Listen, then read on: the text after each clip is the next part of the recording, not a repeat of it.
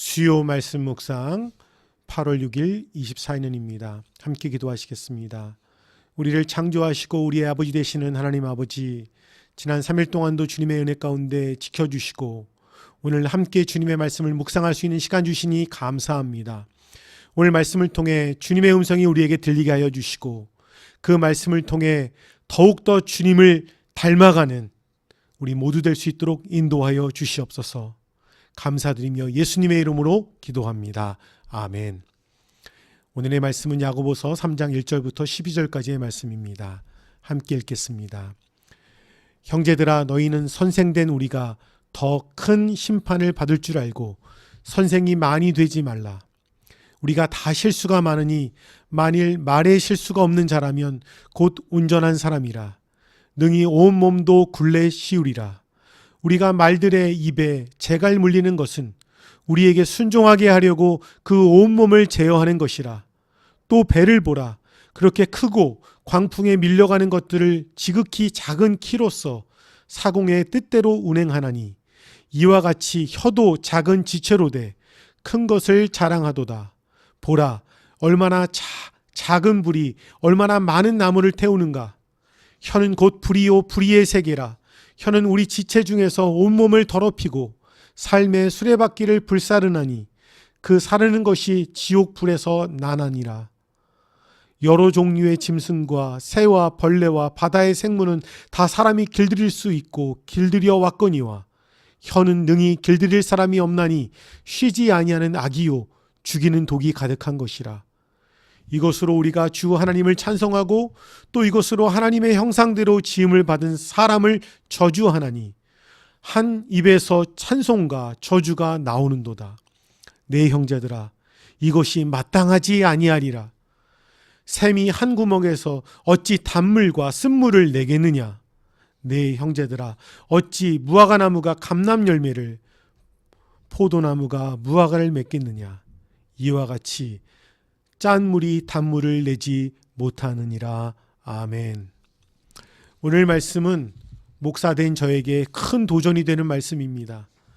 야고보 사도는 자신을 포함한 선생들이 더 큰 심판을 받을 것을 경고하여 선생이 많이 되지 말라고 권면하고 있습니다.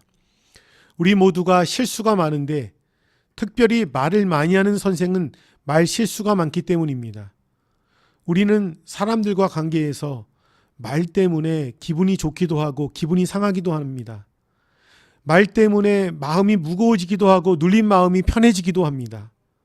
말 때문에 상처를 주기도 하고 상처가 치유되기도 합니다. 그래서 선생된 사람은, 부모된 사람은, 상사된 사람은, 선배된 사람은, 어떤 권위가 있는 사람은 더욱이 말이 가진 무거움을 이해해야 합니다. 야고보 사도는 혀가 몸의 신체 중 작은 지체이지만 엄청난 위력이 있음을 말하기 위하여 작은 재갈과 작은 키를 예를 들어서 큰 혀의 힘을 말하고 있습니다. 말의 재갈은 작지만 말의 입에 물리게 되면 말의 온몸을 제어하게 됩니다. 키는 작지만 배를 사공이 원하는 대로 움직이게 합니다.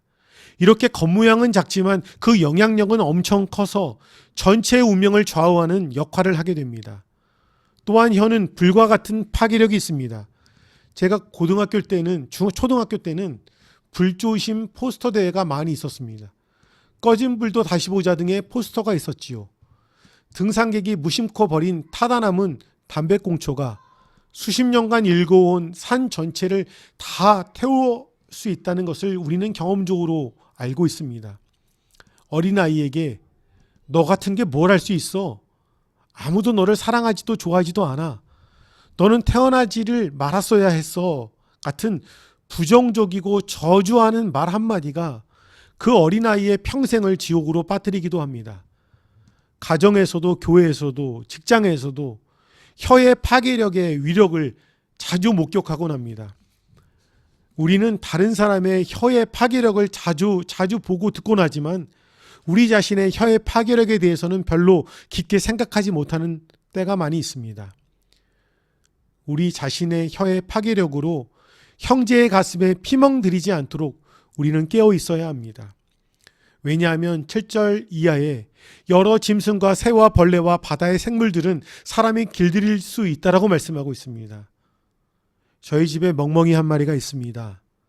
지금 훈련을 받고 있는데도 아직 훈련이 많이 잘 안 되어서 다른 사람이나 멍멍이를 보면 짖을 때가 많이 있습니다. 하지만 전문가에 의해서 완전히 훈련된 멍멍이는 주인이 명령하는 것을 알고 따릅니다.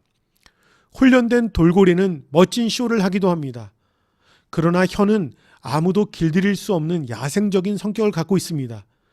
길들여진 것 같다가도 어떤 일에 부딪히거나 특정인을 만날 때는 전혀 길들여지지 않는 야생성을 보입니다.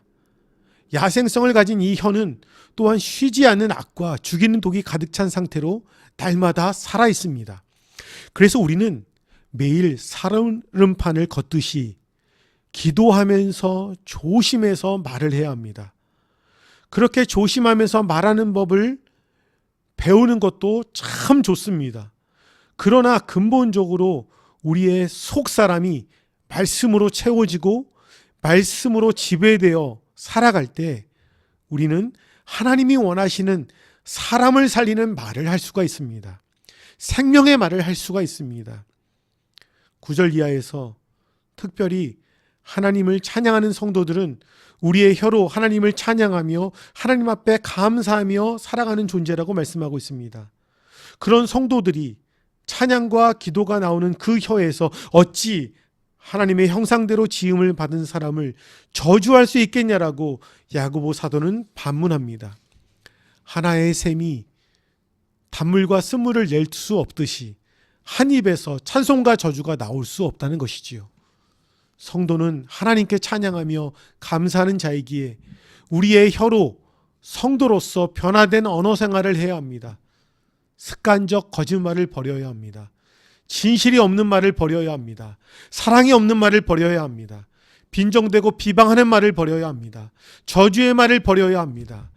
남을 배려하지 않는 말을 버려야 합니다. 오히려 하나님의 사랑과 용서와 은혜를 전하는 우리의 입술이 되어야 합니다.